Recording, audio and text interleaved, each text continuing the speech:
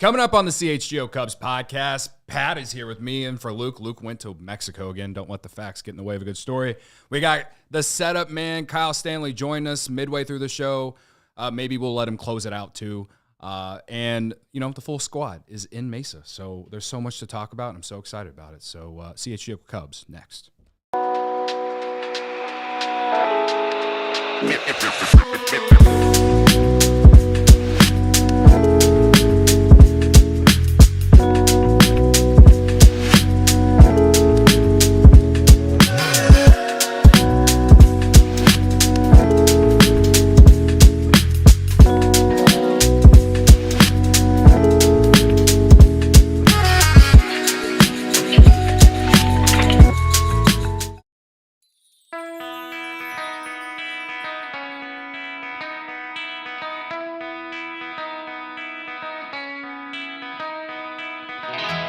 Hey, Chicago, what do you say? This is the CHGO Cubs podcast.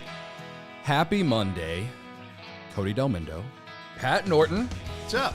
He looks a lot like Luke Stuckmeyer. I do. In my opinion. And Luke Stuckmeyer's a good-looking guy, right? He's a handsome fella, and that's why we're twins. Exactly. Absolutely. Like I said in the cold open, Luke Stuckmeyer back in Mexico, but he'll be back tomorrow. It's very cold. It's like 10 degrees here in Chicago. I don't blame him for going. I thought you were saying that it was cold in Mexico. No. It's cold here. It's okay. Freezing cold. It's very cold here in Chicago. The sun's out though, which is nice. Anyway, yeah, Luke will be back tomorrow. Pat's stepping in for him today. We got a lot to talk about. The full squad is in Mesa. We have reached it. Spring training officially in full force. And a lot of me is excited. A lot of me still has a lot of anxiety from the offseason. A lot of me is trying to be optimistic. I'm trying to be optimistic, Pat. So we got a lot to talk about. And like I said in the cold open as well, Kyle Stanley, the Setup Man. If you don't subscribe to his YouTube channel, maybe you will want to go and do that after this show because he has been in Mesa. He's one of the better Cubs content creators out there, in my opinion. He's going to bring his insights from Arizona, closer probably to 2 o'clock. So got a lot to talk about. Before we really dive into it, please hit that like button. Hit the subscribe button if you're new here. Please. Thank you. Like my face on the screen. Yeah. We took some questions from the Discord as well and Sweet. Twitter for Kyle. So there's a lot to discuss. And I guess we can start with the thumbnail for the show, which had Matt Shaw on it. And so last week, I want to say probably shortly after me and Luke did our Thursday show, it had came out that Matt Shaw had a minor oblique injury, which, of course, triggers my PTSD, thanks to Seiya Suzuki.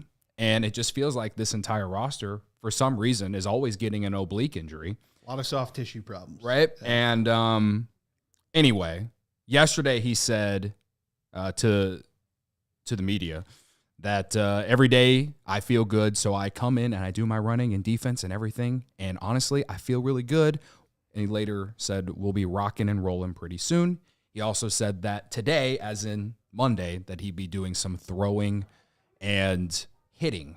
So it was a minor oblique thing, but especially, let's just go with the optics here, Pat. This news comes out just not even 24 hours after Alex Bregman signs with the Red Sox. And I think it goes back to my concerns about a lot of, like, yeah, this team has depth, but also, like, if Matt Shaw gets hurt, who's playing third base for the Chicago Cubs, man?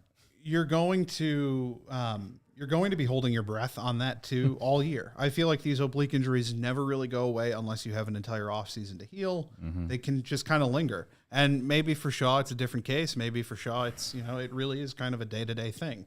But you have to. It's like Anthony Rizzo's back injuries. Mm-hmm. You never know when it's going to pop up, and you have to account for having some sort of depth there.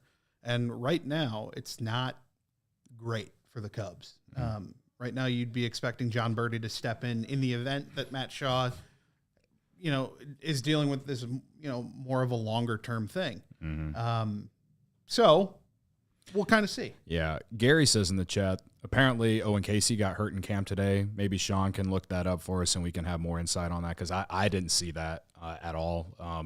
So Gary says, well, Cody doesn't want to see the news on Owen Casey. I did not. I legitimately did not see it. So. From your guy, Kyle, who will be on the show later, Owen Casey left outfielder drills early. Looked like he was with a trainer and talking about something bother him. Hopefully nothing serious. Okay. Well, we'll ask Kyle when he gets here, a little bit more about that.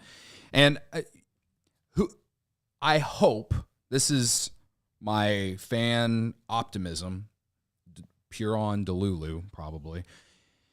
The Matt Shaw stuff, it seems very minor. Is it something that I'm very concerned about? No. You want to know something that I am a little concerned about? And maybe I shouldn't be, but until I see him actually play in some games or throw the ball, at least doing drills, Nico Hoerner, who talked on Friday and said that, he had that the flexor tendon surgery back in early October. And, he even talked about how he played through it last year, which was, listening to him talk, it was like, wow, I can't believe he did it. Like he said, playing second base made it manageable for him to do.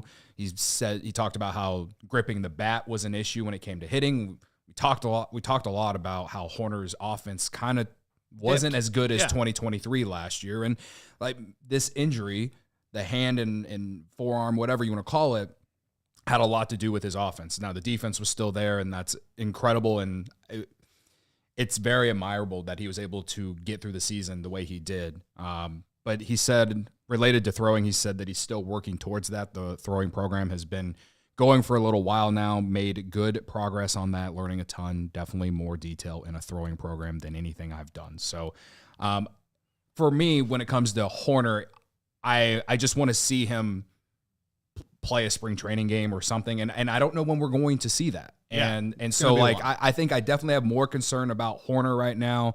And I think there's at least a few more options at second base that they can go to if he doesn't start the season with the Cubs. I don't know. He's been in Arizona since before even pitchers and catchers reported. We've seen videos of him playing catch. We've seen him fielding ground balls.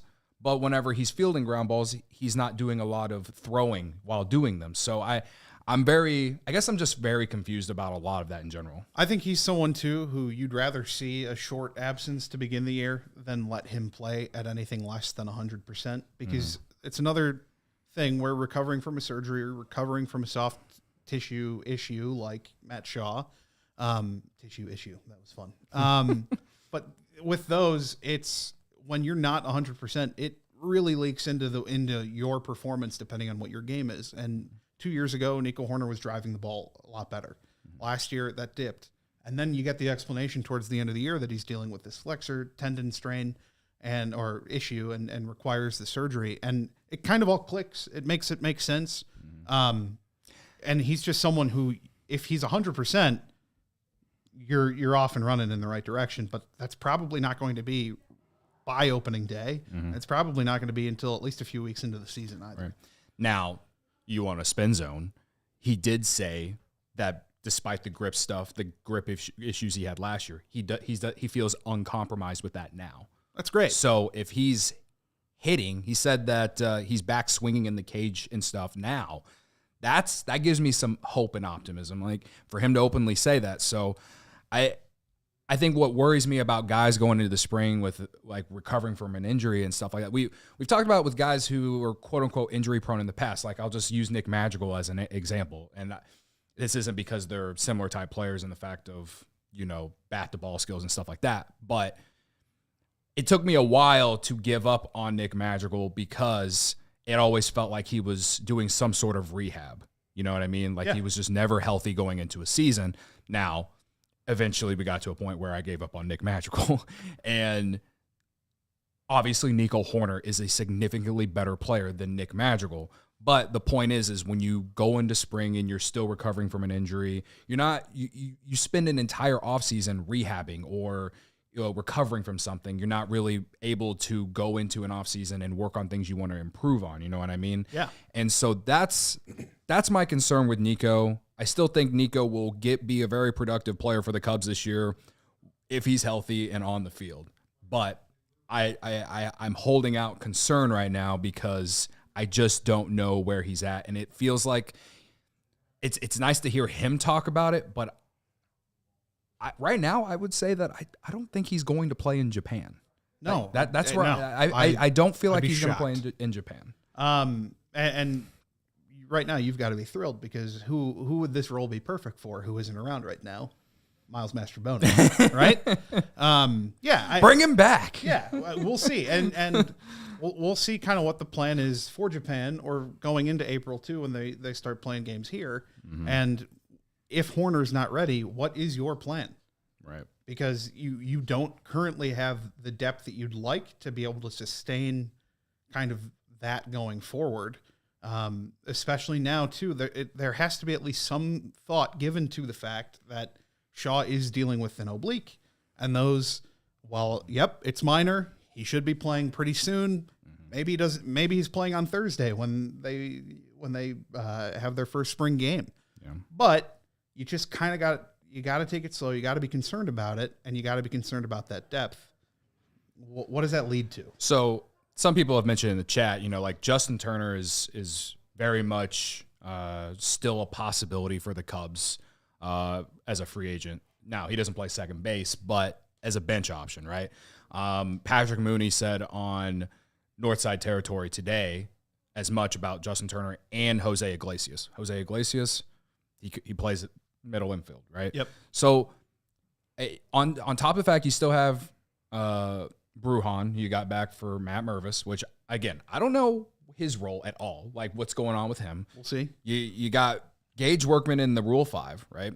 You have James Triantos, the top 100 prospect in your system. I don't know how the Cubs view him. I would highly doubt that he's going to be on the opening day roster, but you still have him.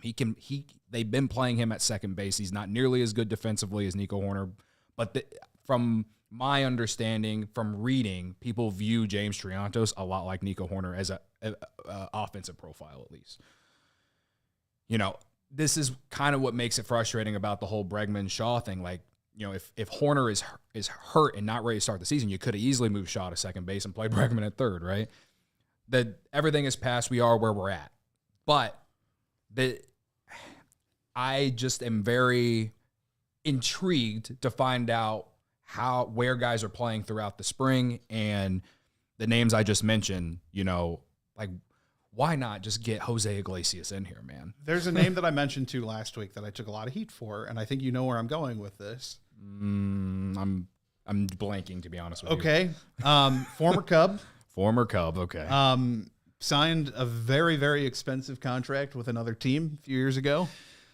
Are we talking about Chris Bryant? We might be talking about Chris Bryant. Has some third base experience. Hasn't played a lot of it in the last few years, but if you're calling on him for a few games, Well, now, are the Rockies going to eat a large majority of that contract? They did with Nolan Arenado. They took a lot of crap for it, but they did.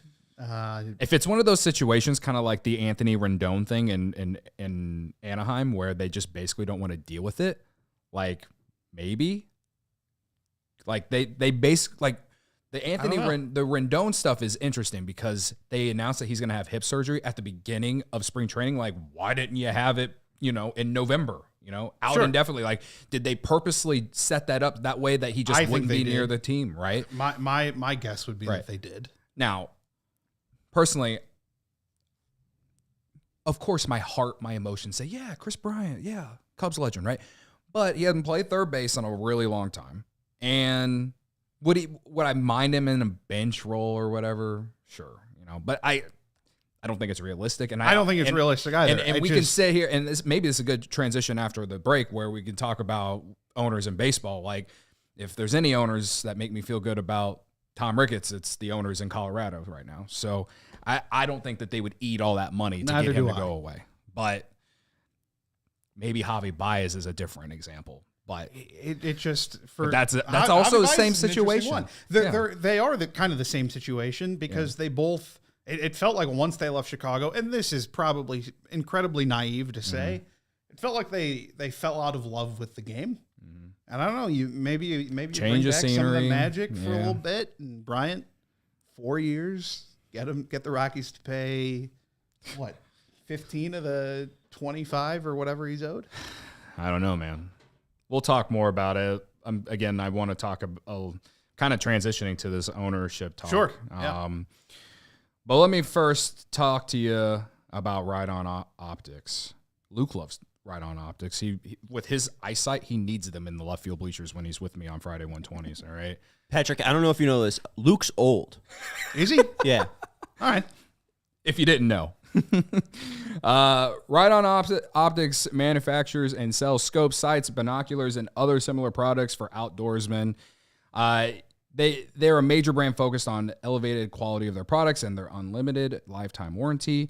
No matter what outdoor activities you prefer, it's always important to have the best view. They offer a full range of optic products so you can see clearly. Everyone can use a good pair of binoculars, especially at Wrigley Field, especially if you're hanging out in the 400 sections on the third or first base side at Wrigley. Like, I mean, every seat at Wrigley is great, but sometimes you want to see up close. Maybe you want to view into the opposing team's dugout and see what's going on over there. Maybe get a better. Sometimes you want to turn to the side, see Greg Braggs' pores right next to him. Fair enough. Right?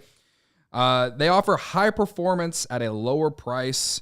They've been around for over a decade. With every product, it receives a full quality control inspection. They have They have an unlimited lifetime warranty that not only covers defects, but also accidental damage from drops. And you get a better look at everything like we're basically saying. So check out the full line of Ride-On products today at rideonoptics.com/CHGO. That's RITON optics.com/CHGO.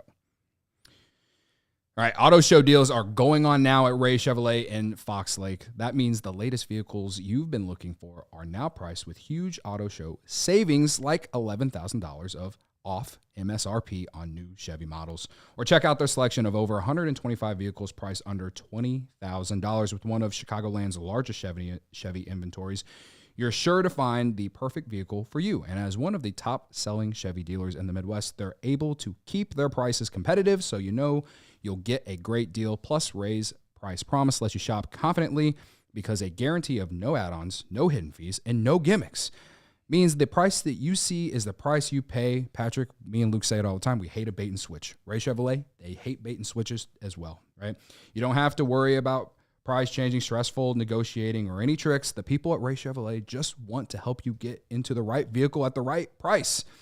Go see for yourself. Go visit our partner this February at their convenient location right on Route 12 in Fox Lake, and don't miss out on their auto show sales event going on all month long. Be the star of the show and take $11,000 off MSRP today by shopping Ray Chevrolet in Fox Lake or at raychevrolet.com. They've been serving the community since 1963. Together, let's drive. Hell yeah, let's go. I like that. That was very natural. Maybe I'll teach it to Luke. Yeah. He's old. It might take him a while to get it. So we're talking about, Cubs depth, all these things. And maybe, I haven't mentioned Kyle Tucker yet. He finally talked to the media on Friday when he arrived to camp. And this kind of can go into just what I wanted to really talk about in this segment. Kyle Tucker said on the next offseason going forward, because obviously he was asked about it. It's a big topic. We're going to be talking about this all season long. He says, you never know how the future is going to play out. You just try to take it one day at a time. That's kind of what I try to do. Whatever happens later happens, but right now I'm a Chicago Cub. I'm excited to be here, and I'm going to try to win games for the Cubbies. The last sentence is my favorite part. Sure. But hell yeah. Man, dude, I'm very torn right now. This segment, Godfather will love, I think. But I'm very torn. I want to be excited about baseball season, Pat, because we've been sitting through a cold winter. The Bears ruined my life all fall and winter. And when baseball season, when spring training arrives, it's like, a dose of adrenaline that we all kind of need, right? Yeah. And football's gone. Everything else is in a break. Right. I mean, the most watched thing yesterday was probably SNL's 50th anniversary, yes. right? like we're in a down point, but baseball is almost here. Spring training, people are, you start seeing the ASMR videos on social media of guys doing batting practice or just catching the ball in their glove, right? Yeah. It gets you get excited about baseball season. I want to be excited about this Cubs season because overall, from a roster perspective, I do feel like the Cubs got better this offseason, and it all begins with adding Kyle Tucker. Yep. Right? However, I listened to Setup Sharma and Patrick Mooney on Northside Territory like the day after the Bregman stuff, and they absolutely ripped Tom Ricketts, like deservingly so, and Ken Rosenthal. Why? What happened? Because they offered the fourth best, or they made the fourth best offer for Bregman when you talk about guaranteed money in general. And as much as I'm fine with the deal that they made, we all know that they weren't going to go over the luxury tax. I guess I'm more upset the fact that they won't include deferrals. Apparently, philosophically, they don't want to do that anymore, even though it's like $7 million. And the last two guys that you gave deferrals to were Jason Hayward and John Lester. Were World Series champions. Yes. And then, so you have those guys ripping Tom for, not going the extra mile to get Bregman. Then Ken Rosenthal, in his article that he wrote, I believe yesterday, it was like the first thing I saw yesterday when I woke up. He basically, I think he titled it, it's like it was, what was it? Failing and flailing? Failing and flailing? Yes, that's a tongue twister. It is. He says 3 times fast. That was like the headline of his notes related to the Cubs. He just passed away. Who did? Ken Rosenthal, founder of Panera Bread. Yeah, I saw that actually. Christ, Sean. The one that we're talking about is still alive. With his bow ties and all. Yes. But at the end of his article, he says, or at the end of the Cubs part of his article, he says, if not now, when? Lately with Ricketts, the answer seems to be never. And I can't sit here and disagree. And so the point I'm trying to make here is that, one, I am happy that the national media and now local media with Setup Sharma and Patrick Mooney are calling out Cubs ownership, because as much as they're not spinning like the Pirates or the A's or the Rockies, like they're not that bad, they're also not operating like the team in the market that they are. And when you're in Forbes as a top 5 revenue team back in 2023 and just overall value as an organization, and you're not going the extra mile while fans continue to show up, it's very frustrating as a fan. But the point that I really am trying to make is that I'm so tired of talking about it, and I want to be excited about the baseball season, and I want to be excited about the Cubs. It's just two things can be true. The accountability to Cubs ownership needs to continue to happen, but also I'm exhausted, and I just want to be excited about the season. You know what bugs me about it is that I'm of the mindset where I understand why you're not giving deferred money. I understand why you're making some of these moves and why you're electing to go certain routes. What bugs me is the fact that they label this as, well, we have to spend smart. We have to make our money count. We have to do all these things, and they keep saying spend smart.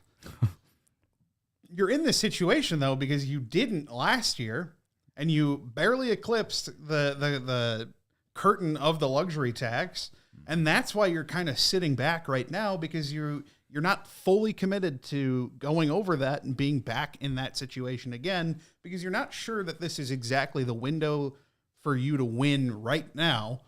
So you're sitting back. Stop calling it smart spending when the reason why you're in this situation is the smart spending that backfired in the first place. Yeah. Well, also, though, like, not only, like, I cringe every time Jed Hoyer says something about something within our budget. Yeah. This isn't on Jed Hoyer. This is on ownership when it comes to, like, when I hear that, right? Like, they are currently, right now, like $30 million below the first tier luxury tax. And whenever Jed talked to the media last week, post Bregman signing with the Red Sox, he's talking about how if we would have signed Bregman, it would have gone over our budget. It's like, dude, you're $30 million below. And I think a large majority of Cubs fans who didn't want Bregman thought that the Cubs would shift to then go after Dylan Cease or a controllable arm on the trade market or something. And instead, they're not doing anything other than maybe adding a Justin Turner or a Jose Iglesias, like a bench piece, which they need to do. I'm fine with, but the fact that they're not going the extra mile, it pushes down on my this entire offseason of frustration that I have about Tom Ricketts. And like I said, people need to keep calling them out. And the more that the national media continues to do it, the more I will celebrate it, and I will acknowledge it on the show when it happens, because that's all we can control, is to hold those guys accountable. Now, will Tom ever shift back to how he was pre-2016, going into 2016, or even the few years after where they were above luxury tax thresholds? I sure hope so. But right now, like Ken Rosenthal said, it does feel like never. There's another layer of frustration too, because I don't have the quote on me, and I should have thought of this ahead of time, but Tom Ricketts, correct me if I'm wrong, Sean. I mean, you're not on shows often, so when people invite you to be on shows, do you think like, oh, maybe I should be prepared? It was a point that was brought up in the last 2 minutes, Sean. Sure, it was. It was, I promise. Anyway, thanks for derailing me. There's a quote from, I want to say from the convention, and you were there, so you'd know. Yeah. Breaking even. And I think it was around then too, it was in that discussion where Ricketts made it a point to say, I don't know why people think that we're, slashing our budget by trading Cody Bellinger when the plan is to reinvest that money elsewhere. Yeah. Where's the reinvestment? Where have you put that money? Right. You're still below the tax line by a significant chunk. Oh, maybe by the portion of Cody Bellinger's contract. They have what? He was paid $27.5 million. He would have made $27.5 million. Yeah. Now, I have said that Cody Bellinger on this roster makes no sense. Sure. Didn't fit perfectly. He does not fit on this roster as is right now. It's not like he plays third base. He doesn't play second or shortstop, right? Another left-handed bat too. So at the positions that he would play, right, he can't be a platoon option. Right. Yeah. Exactly. So I was fine with it, but I can list off names, Patrick. Why are we not in on Max Fried? Why are we not in on Corbin Burns? I think a lot of fans wanted, if they didn't want Bregman, they wanted a higher end starting pitcher. So should I look at Jed on this? I don't know. Especially when he's saying last week that Bregman was like a special casualty, basically. That's not to quote him, but like a special occasion of like we were given the okay to go after Bregman and get to this point on the payroll for him only. And it's like, dude, you're below. You're well below. You're about to be like 13th in payroll, I don't know. Anyway, to close it out, Corey and Brennan said it best on Friday's show. Like, they want to talk about baseball. They want to talk about the team moving forward. And I want to as well. I am exhausted talking about this stuff, and we have to just accept reality as it is. And to Corey and Brennan's point too, they talked about this in a way paints Crane Kenny in a bad light. Yes. This sort of makes it look like Crane Kenny doesn't do his job, doesn't make enough money for this very easily sellable brand, and it seems like they're not bringing in enough revenue to spend. Now, whether that is, Ricketts just holding the purse strings a little bit too tightly, or maybe Crane Kenny's job security should be examined. Yeah, no, that's a good point. Thank you for saying that, Sean. Because it's Corey and Brendan. I don't know anything. Well, I thank you for bringing what they set up, because I completely forgot about that. Because I completely agree that we do not talk about how bad Crane Kenny is at his job on this show. So maybe I'll start doing that. I can't personally speak to it, so I don't know his exact effect on what's going on, but it does reflect poorly on him when they're sitting below the tax line by $30 million or whatever the exact number is. Right. Well, it's clearly showing that their own TV network has had some issues, and I'll just leave it at that. All right. Kyle Stanley is waiting patiently from Arizona. He's going to join as soon as this next break. So stick around. We got a lot to talk about. We'll shift to a more positive realm here. All right. Whether it's pro or college, the app to bet football is Circa Sports Illinois. Circa Sports, it's sports betting the way it should be. Circa Sports Illinois has high betting limits, low holds, and exceptional customer service. Bet on all your favorite teams and in every game this season, spreads, props, futures, or in-game. Circa Sports has it. Fund and bet like a pro from anywhere, anytime in Illinois. Download your new bookie today at circasports.com. Must be 21 or older. Gambling problem? Call 1-800-GAMBLER. Responsibly, I am taking Lamar Moneyline tonight. I have no idea where Lamar is, but bet responsibly. Got it. I thought you were talking about Lamar Jackson. No, there's a school called Lamar I'll College take your word Basketball. for it. Well, I also like Baylor, by Lamar the way. Odom, who is Lamar is in Texas, Beaumont, Texas. Okay, Lamar Moneyline. They're an underdog. I got them at like plus 105 last night. Let's go. But if you want a school that you've heard of, Hey, I bet do enough, I do maybe- like Baylor over Arizona tonight. So. bet enough. Maybe the Cubs can get someone better than Justin Turner. Maybe, yeah. If I have to donate it, right? I said earlier at the beginning of the show that it's super sunny in Chicago. If you don't have your Shady Rays today, you're probably struggling. All right, get ready for the season ahead with quality shades built to last. Our friends at Shady Rays have you covered with premium polarized shades that won't break the bank. Shady Rays is an independent sunglasses company offering a world-class product rated 5 stars by over 300,000 people. Their shades have durable frames and crystal clear optics, making them the perfect choice for all outdoor adventures. They have hundreds of options to choose from, so you're bound to find the perfect pair to match your style. They probably have a style in your favorite team's colors. I know I have some blue tinted ones at home, so and I love them. So do you have one? Blue and red, patriotic tortoise shell, I believe is what they're called. But I'll be wearing those for Friday 120 Club. Absolutely. Let's go. All right. Plus, if your shades ever go missing or take an unexpected hit, don't sweat it. They have the most insane protection in all of eyewear. Every pair is backed by lost or broken replacements. If you don't love your shades, exchange for a new pair or return worry-free within 30 days. There's no risk when you shop. Their team always has your back with personal and fast support. Exclusively for our listeners, Shady Rays is giving out their best deal of the season. Head to shadyrays.com and use code CHGO for 35% off polarized sunglasses. Try for yourself the shades rated 5 stars by over 300,000 people. All right. I think I did a good portion of ranting and frustration, voicing frustration and overall vibe at the same time in terms of being excited about spring training. So now I have to bring in our good friend, the Setup Man, Kyle Stanley from Arizona. What's going on, man? What's up, guys? It's 75 and sunny over here. Sounds like you guys are finally getting some sun over there. Sounds like you need some Shady Rays. Sounds like you need some Shady Rays. You know what I mean? Truthfully, it is like 10 degrees, but yeah, the sun's out, Yikes. Kyle. Yeah. Yikes. Yeah, no. Shorts and T-shirts and beautiful weather here. So, By the way, it feels like, according to the Apple Weather app, -5. yikes. So before we Oh, man. get into it, I do want to push this. Kyle has a great YouTube channel.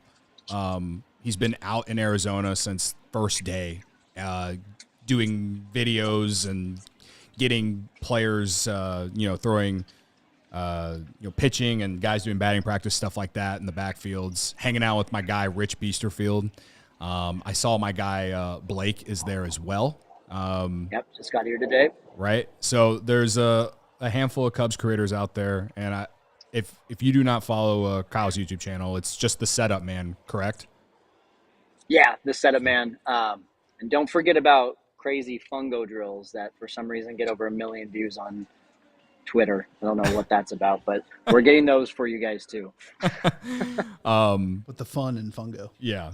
So Yeah, exactly. yeah, go subscribe. They have a really cool community over there as well. So, Kyle, my friend, what has been your favorite part of spring training so far? Oh man. My favorite part is always just the weather. I mean, I'm in California, but getting out here is a lot better weather in the month of February. So weather is awesome. Bringing my family here is a good time. And I would say from a Cubs standpoint, though, just seeing all the new faces is really fun. Seeing Kyle Tucker in full uniform the other day was really cool. seeing Ryan Presley, seeing even, it's funny, Cody, like some of these guys, like the Ben Hellers and the Brad Kellers and the Phil Bickfords, like, I'm like, man, there's a lot of depth, and this is kind of fun, just like watching these guys pump gas too, because last year, right, it was just like, all right, you got your like core 8 to 10 bullpen guys, and now it's like, oh my gosh, there's like 16 bullpen guys potentially. So it's fun seeing a lot of new faces for sure. Yeah, I think that point that you're making, that they added a ton of depth to the bullpen, and now it's going to be a very interesting cut here on who's going to make this 26 man and who's going to be in Iowa and all that. I guess in general, how do you, if you were to grade Jed Hoyer this offseason, what grade would you give him to this point? I mean, yeah, I know I jumped in right as you guys were talking about, like, there's the 30 million-ish still left and it needs to go somewhere. But, I mean, one thing that I'm impressed about is this team is better and Jed cut payroll. Like, I think we can all admit at this point, like this is the division favorite. Whereas last year we were kind of trying to convince ourselves of like, hey, if they do as well as they did in the second half of 2023, now in 2024, they should be the division winners. Whereas like right now, it's like they've got the back end of the bullpen. They've got the at least top 3 frontline starters. They've got I would say they've got the lineup to be good enough. I'm not going to call them a top offense, but I think you give them B+, A-.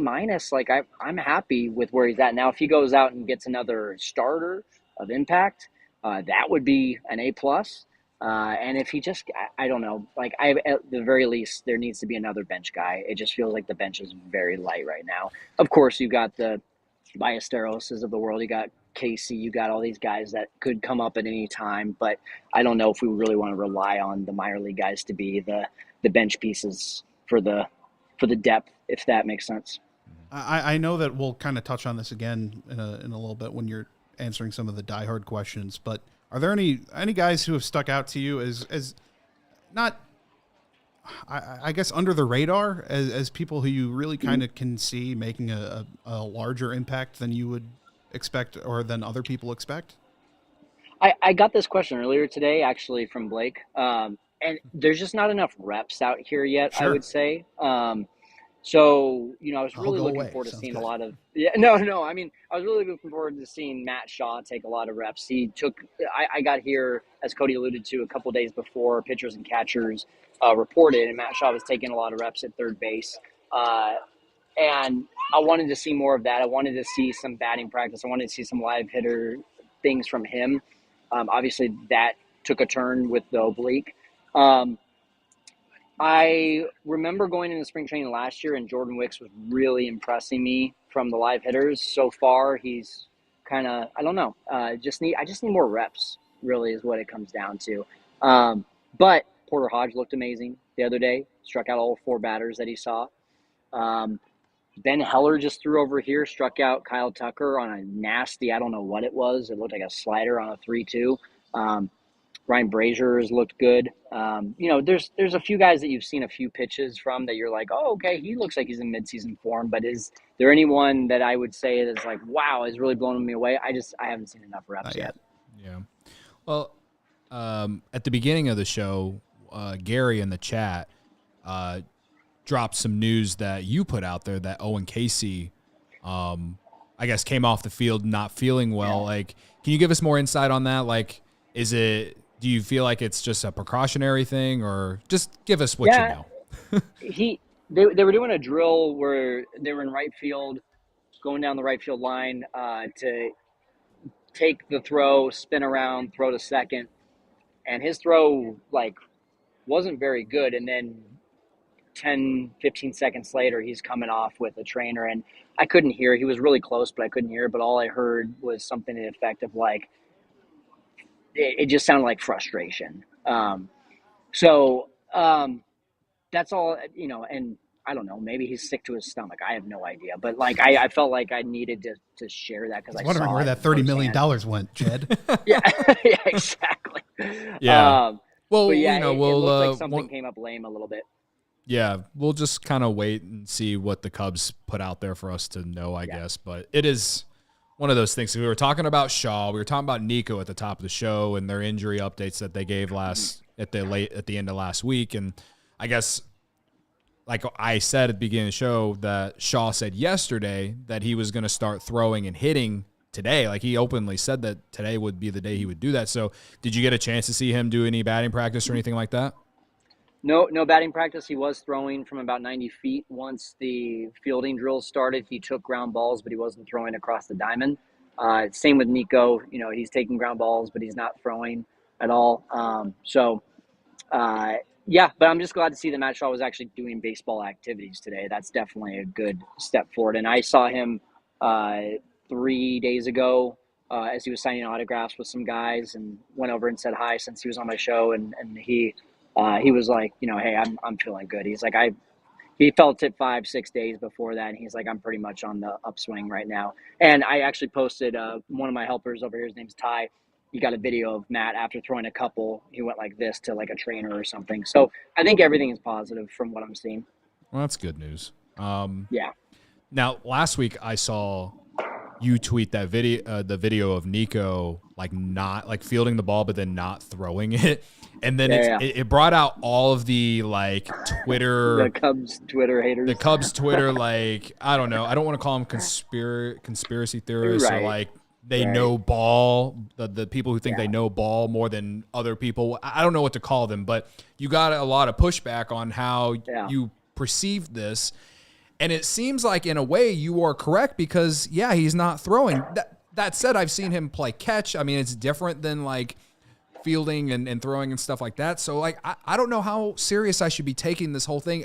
How do you feel about Nico right now?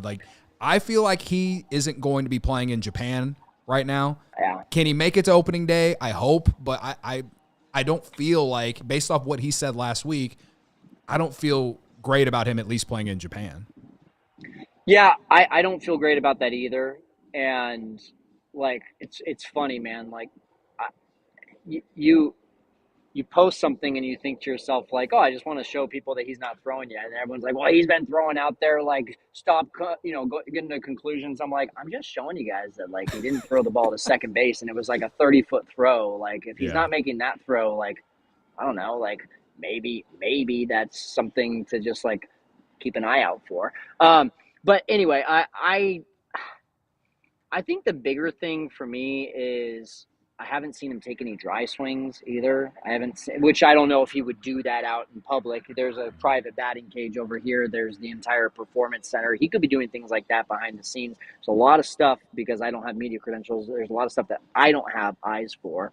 But what I've seen out here is he comes out, takes his ground balls. He typically will do a little easy flip, or he'll do the backhand flips, and that's about it. No throws to first base, no sidearm throws to second base. And I don't know. I mean, in a world of, hey, your surgery was what now, 5 months ago, and we're still not making those easy throws. That, to me, I don't know. That feels. I'm not an expert, but that feels like mid-April at least to me. Yeah. That's what it feels like to me. You got anything? Well. So go ahead. Kind of turn it to you from our first half of the show, which you were not here for. What do you do then? I think Shaw still goes to third, and I think you've got Birdie probably at second. Vidal Brujan's been taking reps at second. Nicky Lopez, to be honest, has looked really good out here. Naperville guy, former White Sox. Yeah. And that's where I also think really nice guy too, by the way. He started a conversation with me. Super nice. And that's why I'm also well, okay, maybe Jed is waiting to see how Nico and Shaw progress before he goes and says, okay, do we want Tucker or do we want, I don't know. I can't even think. I haven't even looked at the free agent list in 2 weeks because I've been busting my butt out here. But I mean, maybe there's another guy, maybe there's another trade where it's just hey, at least this guy can get us through the first, 2-3 months of the season, just in case anything does go south. But Birdie feels good. He swings the bat pretty well, by the way. I've been watching him in batting practice. I like the swing. Well, I've talked a lot about how before he went to the Yankees last year, he was a pretty, he was a 2-win player with Miami. Yeah. for multiple seasons, which is, it's not all-star or anything like that, but, it's productive. It's a guy that, has had success. So I know people in our YouTube chat, people listening aren't exactly getting excited about John Birdie or Nicky Lopez or whatever, but like you said, like this team has a lot of depth. Better than Nick Madrigal and Miles Mastroboni. Let's be honest. Yeah, it's much better than that. So that's again, it's a testament to the depth this year. Feels like it can withstand injuries a little bit better than last year. Bullpen, bench, all around. Maybe not the starting rotation, but that's the positive, I would say. Sure. All right, so we got a few questions from the diehard Discord that we have, on top of a few people who were on Twitter asked. So cool. we can go to those, and then we'll see if you can close out the show, Kyle. I know you're a setup man, but can you close out a show? Oh man, can I be the closer? That's he's been working on that all day. He said that in the mirror. Yeah. I'm trying to be my best Luke Stockmeyer. Yeah. What's the line? I'm good enough, I'm smart enough, and God doggone it, people like me. Yeah, right, exactly. All right, so this is from Furious Jeff in the Cubs Discord. Twin brother of Curious George. Obviously, don't let the facts get in the way of a good story. He says, of the pitching prospects that you've talked to, how do you feel about those guys' development since being in the organization, and how do you feel about their success and ability to succeed in Major League Baseball? So I know you've talked to Ben Brown. I know you've talked to, Tyler Hombro is the coach, but I know Ben Brown for sure. Who else have you talked to? Let's see, pitchers wise, Luke Little, not a ton of pitchers, from like a youth prospect, perspective. If I'm missing someone, I apologize. I've talked to Cade Horton here and there out here. So the core of the question is who I feel most excited about of the prospects. Yeah, basically, yeah. Pitchers. If you still put Ben Brown in a prospect pigeonhole there, I guess it's Ben Brown just because of what we saw last year. I'm not like the expert in terms of coaching and like what I'm really good at, but I will say guys that like the organization talks about. I'm really excited to hear more about Jackson Wiggins this year. Everyone talks about him and has a lot of good things to say. I feel like Drew Gray is kind of starting to become that as well, so that would be fun. It would be really cool to see Cole Franklin have a healthy year. He was really starting to get on the up and up last year, and then had the whole I think it was elbow. I think it was Tommy John. No, it wasn't, because he's back and throwing. He wouldn't have got back that quickly. But he's a great guy. I would love to see that. But honestly, like if we can talk about a guy that I think would have the biggest impact this year, it's going to be Ben Brown, Cade Horton, or Luke Little. Like those are the wild cards to me. If those guys are healthy this year versus where they weren't last year, like what a different looking bullpen and different looking starting rotation. Yeah, I had Alex Cohen on this show 2 weeks ago, and he said that if you could take a pitcher and build them in a lab, he would build Ben Brown. And that's how you trigger my optimistic juices, Kyle. Like, Ben Brown is the guy people are talking a ton about. It is easy to forget that I think his second last appearance with the Cubs last year before hurting his neck was 7 no-hit innings. How are you not pumped about against that the first? Against the first place Brewers. Yeah. One other guy I did have on my show was Brandon Birdsell, and I didn't think about him because I haven't seen him out here because of the injuries that he's dealing with. But he's a guy that I could, if he's healthy, I could see him coming in and making an impact too. Yeah. Speaking of him, when I joined you, what you call the dugout on your Facebook page, like the very first one, I did not expect his dad to be coming into your live right after I left. That's funny, huh? And I watched it, and I was like, oh, my God. I did not expect a player's parent to come in there. And I didn't dog on Brandon Birdsell or anyone in particular, but I definitely, how I get a little frustrated, a little, this whole Cubs offseason has been such a roller coaster, So Yeah. That was I laughed, and that's why I remember leaving a comment in your chat saying, it's all good. Like, I think it's really cool that his dad was so open to come into your live and talk about his son's career and stuff like that. So pretty cool for sure. Yeah. Another question is from Carlos. We were talking about young players, but I guess in camp right now, and maybe this is an easy one, and we've kind of talked about it, but which young players are creating the most buzz? And even if you want to just go even veteran players or spring training invites, non-roster invites, who do you think who's making creating the most buzz? Who's being talked about the most? And I know that you're looking for more reps from these guys, but just kind of what you've heard. Well, I will say, like, as soon as I got here, I was seeing a ton of Moises Ballesteros, and man, his swing, it doesn't look like it would produce the kind of like jumping off the bat as it does, at least from like behind home plate. It almost looks like he gets jammed, but man, the ball just like flies off his bat. I'm really interested to see more of him behind the plate too. I've seen him catch a few live hitting sessions, but like, what are we really looking for there? He's not throwing out runners. He's not blocking balls, nothing like that. So, but he was really fun to watch early on.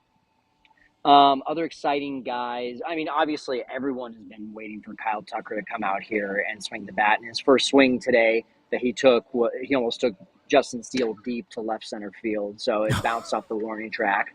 So that was pretty cool. Posted that on my Twitter. So I mean, I was really pissed at myself yesterday because I didn't come yesterday. The one day I take off, he ends up taking his first at bats, and then of course Shota has his live pitching, and so I didn't get any of that.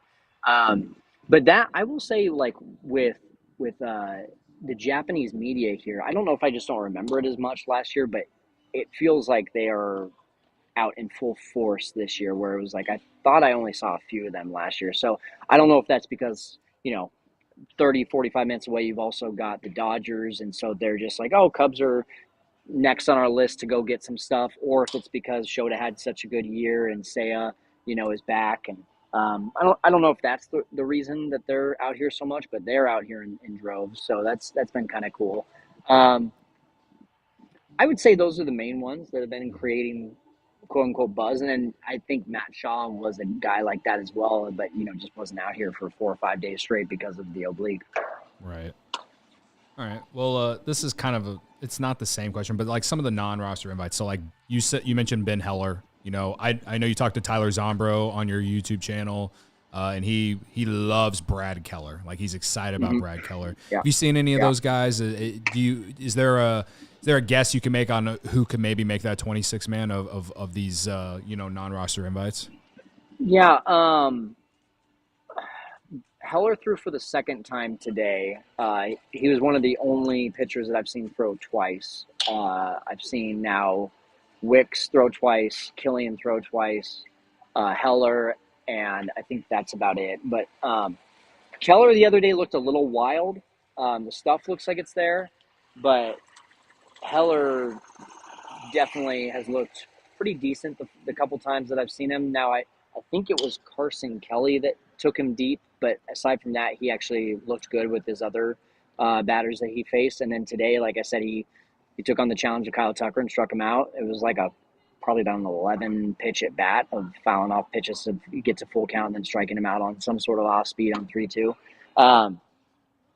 So like, I just think between him and Jack Neely and Caleb Killian and Ethan Roberts, and like the list just goes on and on and on of guys that you're just like, yeah, I mean, he looked good. And so you're just wondering, like, are they going to put the best guys on the team, or are they going to put the guys with the least amount of options on the team and just say, hey, you've got a bunch of options, we'll see you in May or something like that?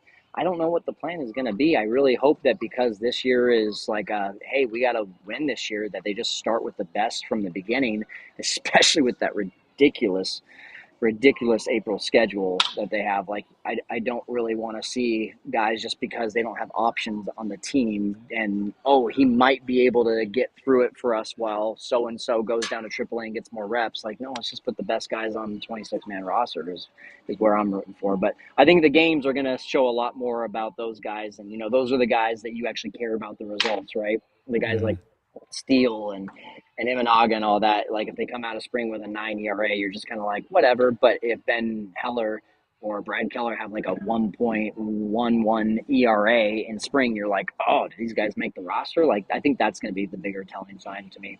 Well, and you bring up a great point too, just because how often have we seen in the last couple of years, really, that a poor performance in April comes back to bite them in September. Yeah.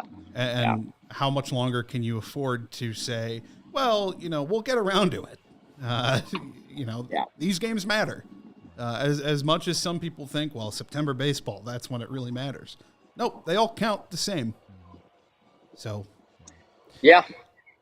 Dante on Twitter, he asked about Cade Horton. You mentioned you've talked to him. Like, is Cade Horton like doing bullpens or like? I'm curious. Like, I know he's not going to make the Cubs 26-man, but like, I feel like we'll see him at some point in 2025. What is he doing right now? I would hope so. If he's healthy, I just don't see a reason that we wouldn't see him. I haven't actually seen the bullpens because where he's thrown his bullpens have been in a private area that only the media has access to. I've seen him do workouts. I've seen him do throwing programs. I've seen him do PFPs. I haven't seen him do anything to live batters yet. I think that's mainly because he's not, correct me if I'm wrong, he's not a non-roster invitee. I think only the non-roster invitees are the ones, plus the 40-man roster that are actually doing stuff on the fields that we're seeing. Right. Now, there's minor league practice starts right after. So, I mean, like, I'll look around right now. No Cade Horton. It would have been cool to just I got a bullpen from him last year, and it was during a minor league round. So I'm pretty sure that's when, if we were to see him do live hitters, I think it would be during minor league practice, which starts at 2 Central. Yeah, I guess I'm more so curious in just like what they have him doing, because I've seen a lot of him like working out and stuff like that. But like, is he actually throwing to batters? And because to me, that's like one of those things. It from all accounts, it seems to me like same thing as Ben Brown, like 100%. I don't think there's any reason to worry about him being held back at all. I could be wrong on that, but I mean, he threw a bullpen on like day 2 of pitchers and catchers reporting. And so like, if he wasn't doing that, then I would be a little bit more worried. Sure. What, you mentioned that you saw him throw a bullpen last year. What did you see from him last year that can kind of give people hope for if he gets a shot this year? Because I think there was some optimism that we'd see him middle of the year last year until he got hurt. So what if he is healthy enough to contribute to this year's team? What are you looking forward to with him? I mean, I don't necessarily think I'm qualified enough to talk about the stuff, because once again, lack of reps. And then when we did see him in AAA, I felt like he was still dealing with something, because as all of us kind of alluded to when he got touched up a little bit in AAA last year, it just didn't seem like the pop was on the fastball like we thought. It didn't seem like the slider was quite as tight. And so you would think that some back issues led to that. But I mean, like, honestly, guys, I would like to see, and this goes for Ben Brown, this goes for Cade Horton, this goes for a few guys, I would really like to see the Corbin Burns and Brandon Woodruff treatment of like, all right, be a high leverage guy in the bullpen, maybe for the first half of the season. Maybe we stretch you out if some other guys are performing well, and now you become a 2-3 inning guy. And maybe by the end of the year, and this is also a Justin Steele thing, right? This was kind of what they did with Justin Steele. Maybe by the end of the year, you're making 4, 5, 6, 7 starts. I would rather have 30 to 40, maybe 50 appearances from Ben Brown and Cade Horton of healthy baseball in impact situations than, hey, go throw 7, 8 starts, get injured, and then you're done for the rest of the year. And I mean, I guess that's a linear way of looking at injuries. Like, once you're injured, then like you need to like, build back up the next year. And I know that's not the way it is, but there's so much talent from both those guys that I just really, really hope that they won't overuse them when we know that they could be extremely valuable in late inning situations if needed. Yeah, that was the plan with Ben Brown, and then circumstances changed, and suddenly he was thrust into a starting role much earlier than I think we thought. Unfortunately, like sometimes things just completely change because of injuries and just whether it's guys regressing, guys not living up to what they hope, stuff like that. Exactly. So it'll be interesting to see how his 2025 goes because, like you said, one of the wild cards, and I'm still a believer. I'm still optimistic about him and Ben Brown both. So, and Luke Littles. So, we're gonna let you go here in a minute, Kyle. But I gotta tell you real quick that the Die Hard program that we have here at CHGO, it's the perfect time to hop on because baseball season's right around the corner. We got Jared Willis, who's going to be at Wrigley a lot for us this summer, and if you're Sean or just a Chicago baseball fan in general, like he'll be on the South Side too. So we have a lot of baseball coverage coming this summer.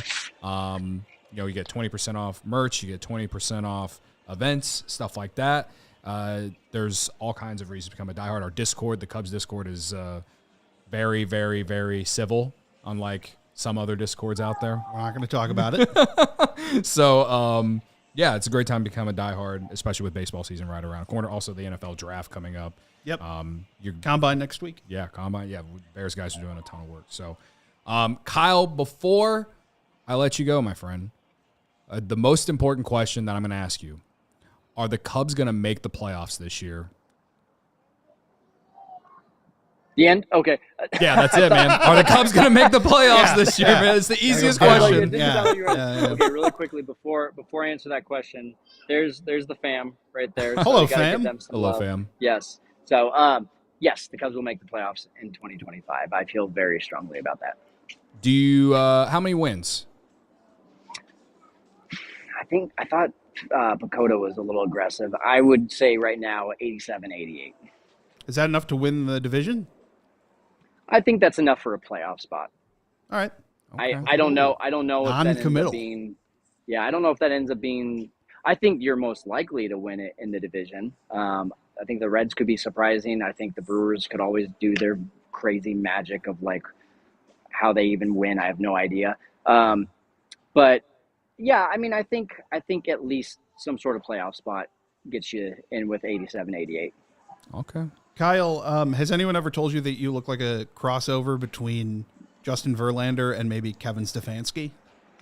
I've never heard of Kevin Stefanski. Okay. I get Verlander. I used to get Verlander all the time when I didn't have so much gray in the beard.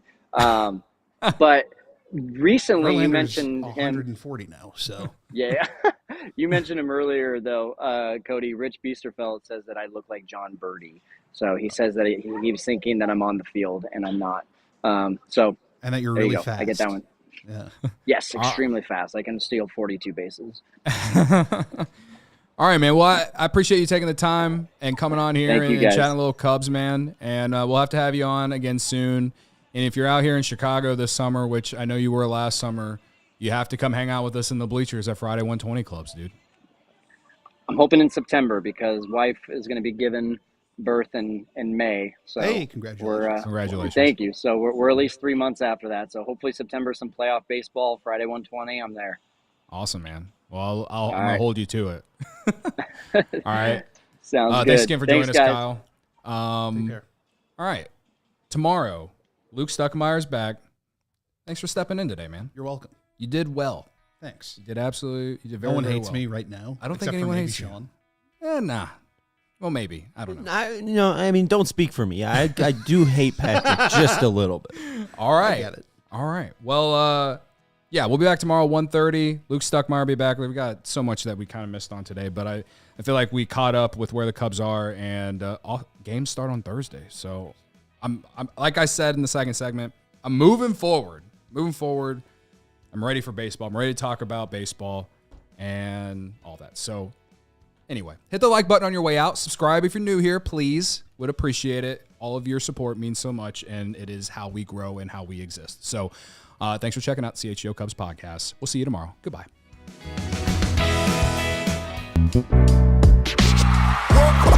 We all silly like the mayor.